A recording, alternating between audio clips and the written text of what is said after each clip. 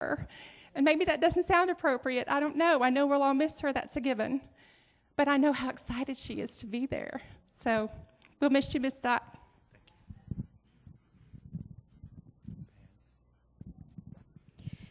When my family and I first came to Harvest, she became a grandmother to my children, and she was wonderful to me.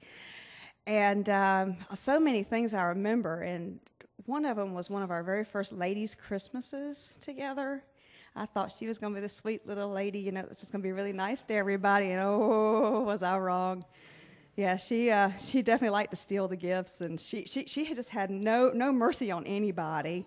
Not Annie, and I'd look at her and be like, I don't believe you did that. And one of the other things that she loved to do was, you know, bring her Victoria's Secret bags. Everybody knows about that, right? Yeah, she was something else. She had a little Victoria's Secret basket. Sometimes there would be candy in it, and sometimes there'd be something you just never knew what was going to be in there. And but she and I definitely shared a passion for animal prints. And we definitely shared a passion for jewelry. She was always trying to take mine. So I'm going to miss her, but I'm with Debbie. I mean, she just loved life.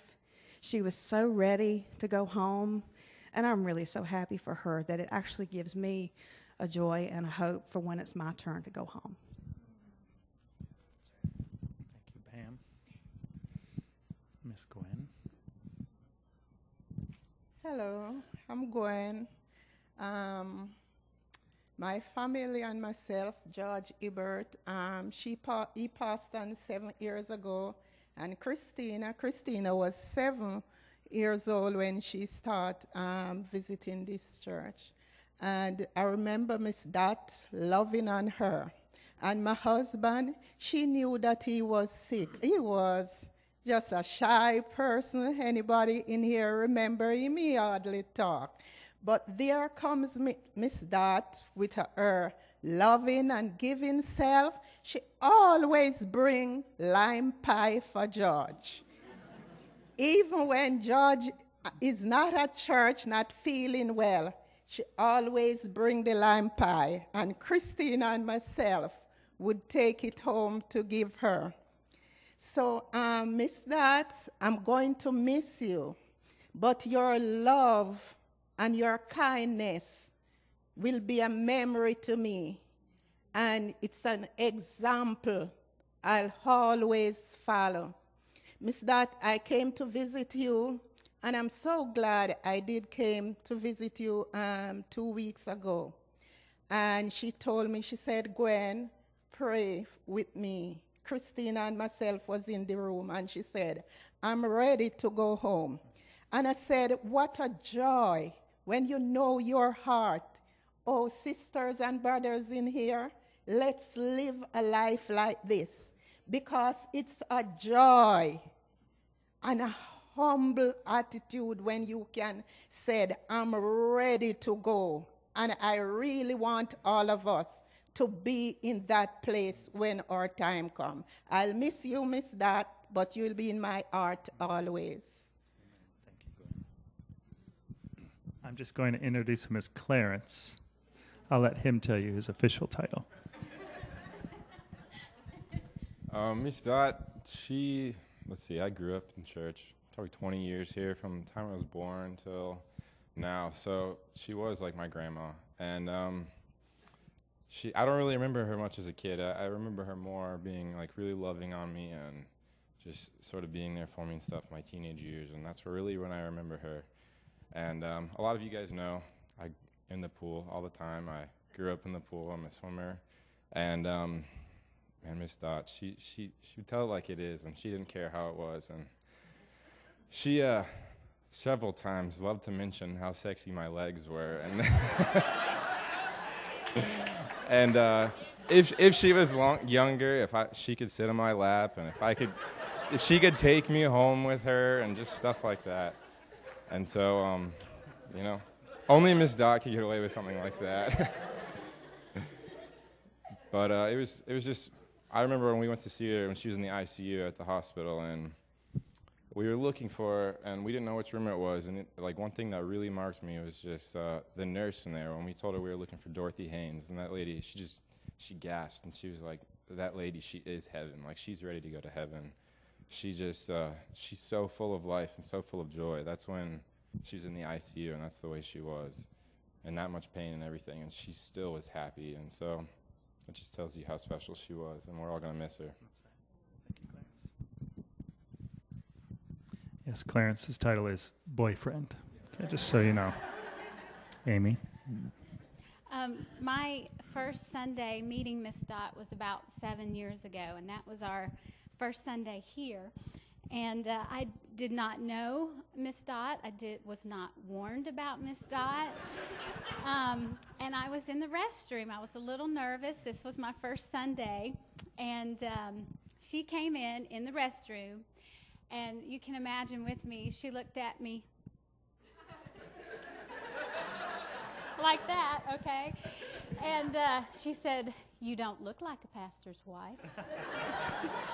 And I never did get from her what that looks like, but anyway, so she said that, and I laughed, and and so then she said, well, and those of you who know, she's a longtime Nazarene. I grew up in the Nazarene church, so the Nazarenes themselves are a subculture themselves, so she knew anybody who was Nazarene.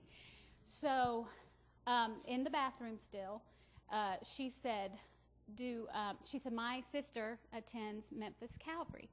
She said, the pastor there just married a new lady. Do you know her? And I said, well, actually, yes, ma'am. That was my brother's first wife. And she said, oh, I didn't know that. And then she said, well, do you know our district superintendent, Roy Rogers? I said, well, yes, ma'am. My other brother married his second daughter. And she goes, girl, you got connections.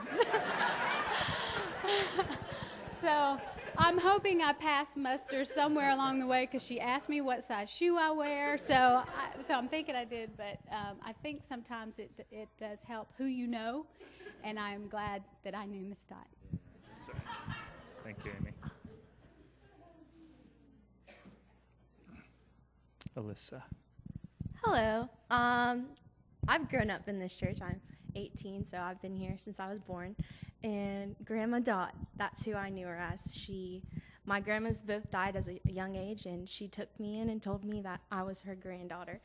And probably my fondest memory of Miss Dott, goofy and silly as she is, I was talking one Sunday after church with Bethany Morris and Aaron Stevens, to be exact. I was wearing leggings with the skirt, and she came up to me and goes, girl, what are you wearing? And pulls up my skirt. Just embarrassed me to no end. But, that was Miss Dott for you. She can embarrass you, and it would be completely fine. But she definitely did make an impact on every person in this church. And it was definitely hard to see her go. But like we said, when we went to the hospital, the nurses knew that she was the brightest and happiest woman there, even though she was about to go. But Miss Dott will always have a place in my heart, and I know that she is happier now. So, Thank you. Brother Hastings. Miss Dott was a very great friend of mine. The subject is the tie and the pie.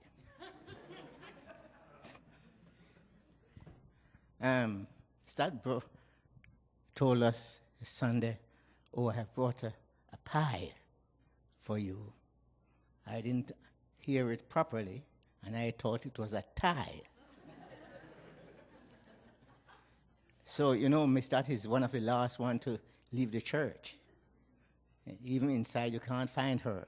So we waited outside for some time, and we didn't find her. So we decided, okay, we can collect the tie next week. And the next Sunday I came, said, where were you? I have to give away the pie. So I said, I thought it was a tie. She said, tie? And it was near Christmas. So for Christmas, she brought me a tie with the music. And when I